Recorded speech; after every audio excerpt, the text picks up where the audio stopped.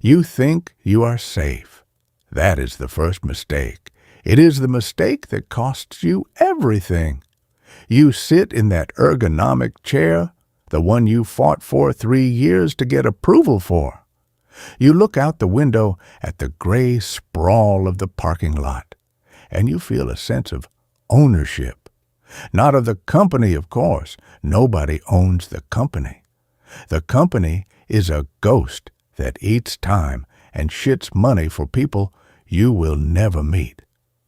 But you own this corner. You own this desk. You own the specific way the spreadsheet macros run on your dual monitors. You know which vending machine steals quarters and which one gives free sodas if you hit the side just right. You know the rhythm of the HVAC system, the way it sighs at 3 p.m. like a dying animal. You are the senior analyst, the lead, the veteran. You have survived 3 rounds of layoffs. You have survived the merger.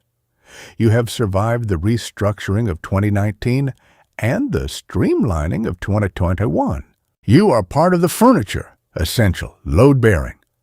Then, the door opens.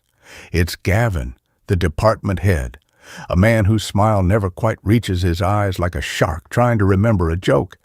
And behind him, trailing like a lost puppy, is Leo. Leo is 22, maybe 23. He is wearing a suit that clearly belongs to his father or was bought at a discount outlet. The shoulders are too wide. The fabric is that shiny, cheap polyester that catches the fluorescent light. He is clutching a leather folio that is stiff and new. His knuckles are white. "This is Leo," Gavin says, clapping a hand on the kid's shoulder. The kid winces. "He's joining us for the summer fast-track program. I want you to show him the ropes. Everything you know. Everything you know. You should hear the alarm bells. You should see the red flag waving in the stale office air. But you don't. You look at Leo, and you don't see a threat. You see a mirror. You see yourself 15 years ago. You remember the terror of the first day, the crushing weight of student loans, the desperate need to impress people who didn't even know your name. You remember eating tuna sandwiches in your car because you couldn't afford the cafeteria salad. You look at Leo's scuffed shoes. You look at the nervous sweat on his upper lip, and your heart, your stupid human heart, breaks a little. "Sure, Gavin," you say. "I'll take care of him." Gavin leaves. The shark swims away. Leo looks at you. His eyes are wide, terrified. "Thank you," he whispers. I really need this to work out." "Don't worry," you say. You pull up a spare chair. "Sit down. Let's start with how to log in without crashing the server." You decide right then and there that you are going to be the mentor you never had. You had wolves who tore you apart. You had bosses who stole your ideas. You had to bleed to learn how to survive here. You aren't going to let Leo bleed. You are going to be the good guy. You are going to teach him everything. The training begins. For the first month, it feels good. It feels like you have a purpose beyond moving numbers from column A to column B. Leo is a sponge. He is smart, but he is raw. He doesn't know the unwritten rules. He tries to email Gavin directly about a minor error in the Q2 projections. You stop him. You literally grab his hand away from the mouse. "Never," you tell him. Your voice is low. "Never give Gavin a problem without a solution, and never put a mistake in writing unless you want it to be your tombstone." Leo nods, eyes wide. He deletes the draft. "Okay. What do I do?" "You fix it in the back end," you say. You show him the trick, the workaround, the gray magic. You open the legacy command prompt. The black screen with the green text that looks like something from a bad 80s movie. This is your domain. This is the code that holds the entire department together, written by a guy named Steve who died in 2008. Watch, you say. You type the sequence. Admin override 77. You bypass the validation checks. You manually correct the integer. You save the database. The error vanishes. The report turns green. Leo looks at you like you just performed a miracle, like you turned water into wine. How did you know that? He asked. Experience, you say. You feel a warm glow in your chest. The pride of the artisan. Over the next few weeks, the bond deepens. You start eating lunch together, not at your desks, but actually leaving the building. You go to that sandwich place 2 blocks over, the one with the cracked pavement outside. Leo tells you about his life. He's drowning in debt. His mom is sick. He's sleeping on his cousin's couch because he can't afford rent in the city yet. He tells you that this job isn't just a job, it's his lifeline. If he doesn't get the permanent offer at the end of the internship, he goes back to a dying town with nothing. You listen. You buy his sandwich. You tell him it's going to be okay. I've got your back, kid, you say, and you do. You cover for him when he's late because the bus broke down. You rewrite his reports so they sound professional, letting him keep the credit. You show him where the hidden files are, the graveyard folder where you archive the mistakes that the auditors don't need to see. You give him the keys to the kingdom. The days start to meld together. The smell of rain on wool coats, the taste of lukewarm coffee from the break room pot that hasn't been washed since Christmas, the hum of the server rack, you and Leo side by side in the glow of the monitors.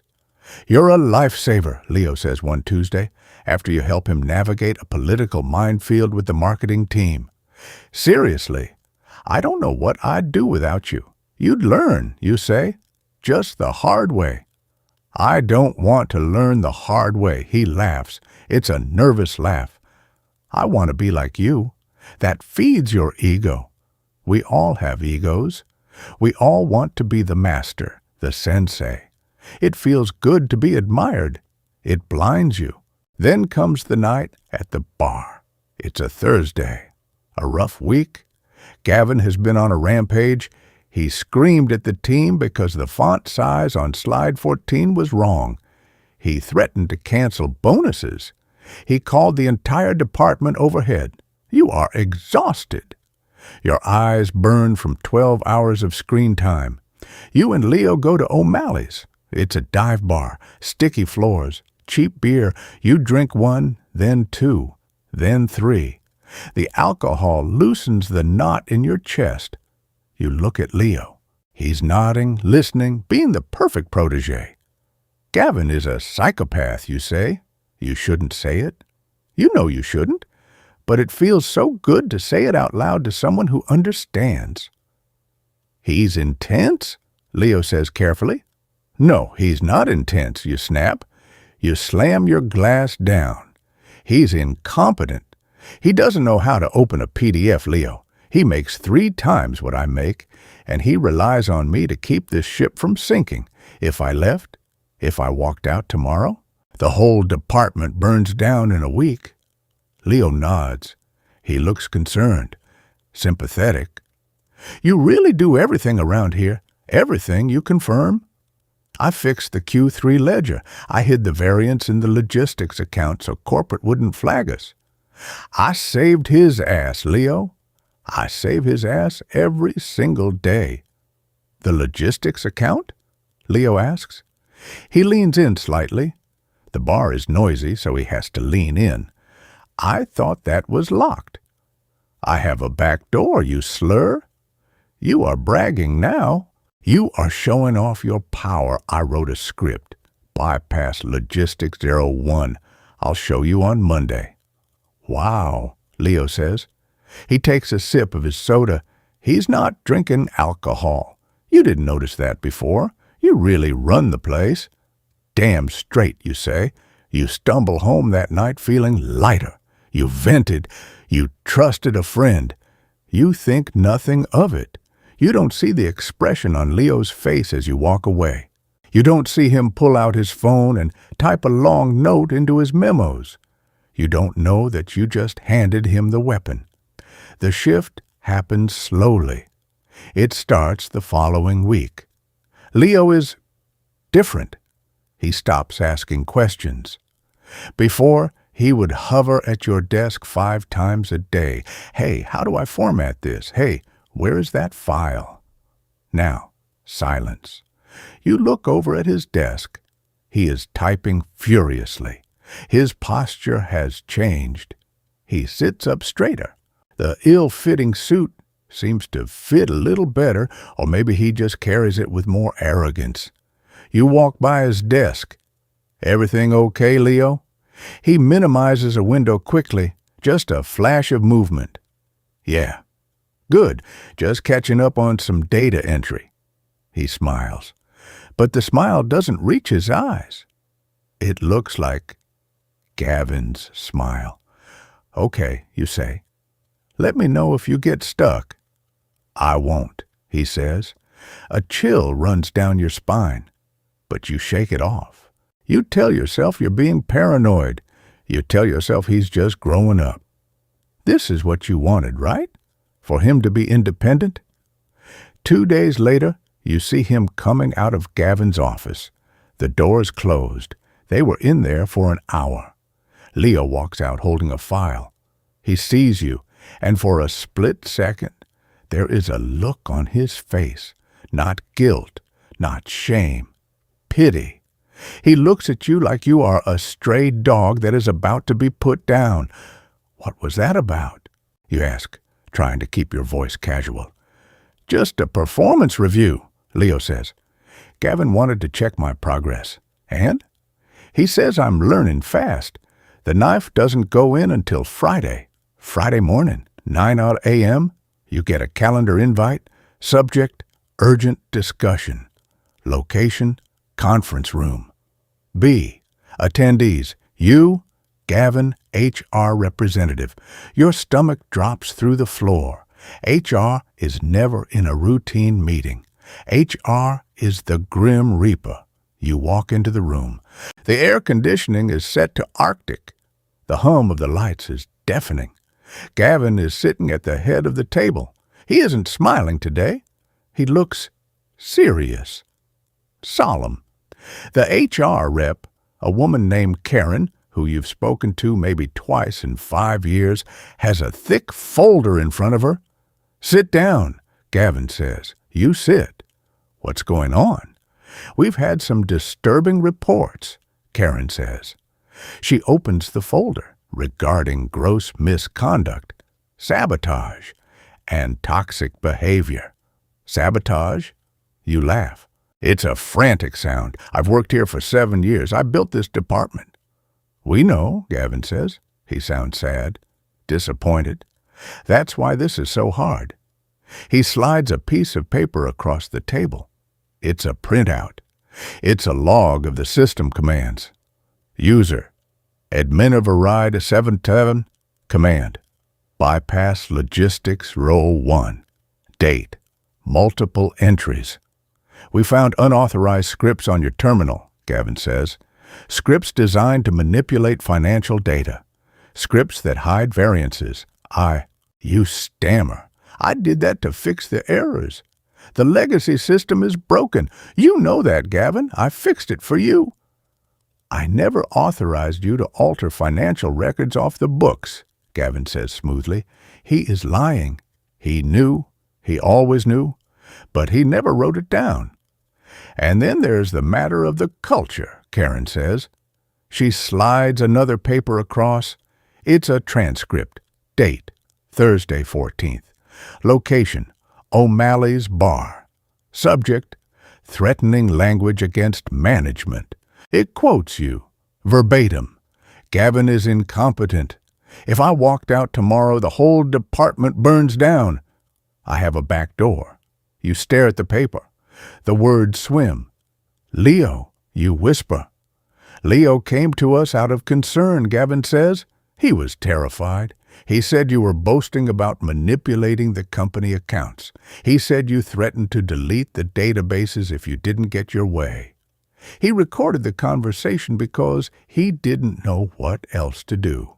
He thought you were going to destroy the company. He's lying, you scream. You stand up. He's a snake. I taught him everything. I helped him. He said you would say that, Karen says. She looks at you with disdain. He said you were grooming him to be an accomplice in your fraud. He refused to participate. That's why he came forward. That's a brave young man. Brave. You look at the glass walls of the conference room. Through the blinds you can see the main floor. You see Leo. He is sitting at your desk. Not his desk. Your desk. He is typing on your keyboard. He is drinking from a fresh cup of coffee. He looks up.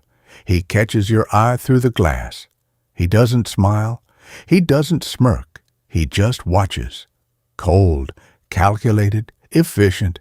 He used your pity to get close. He used your knowledge to learn the system.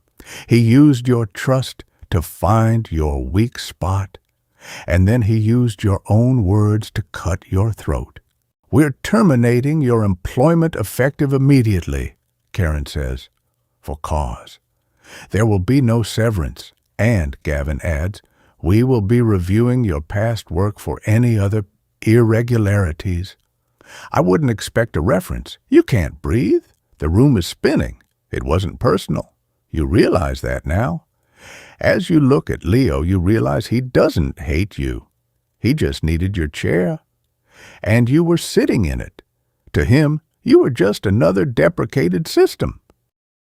Another piece of legacy software that needed to be uninstalled to make room for the upgrade. Security walks you out.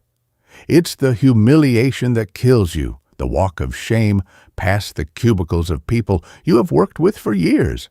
They look away. They stare at their screens.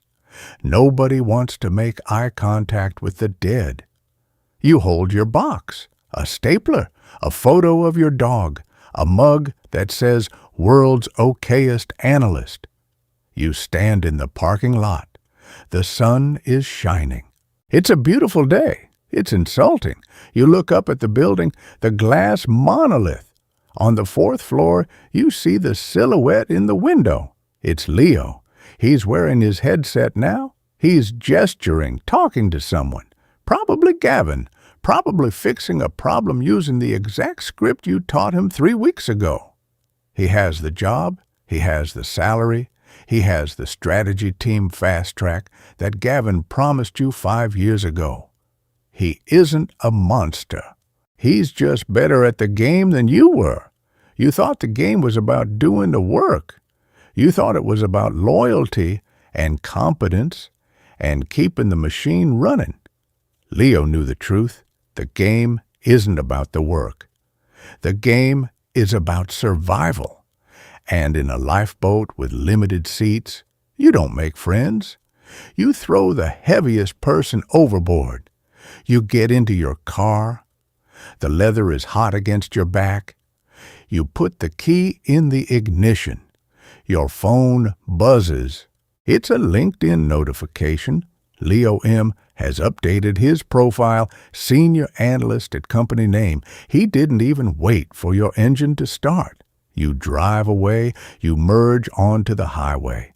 The city skyline retreats in your rearview mirror. You are 40 years old.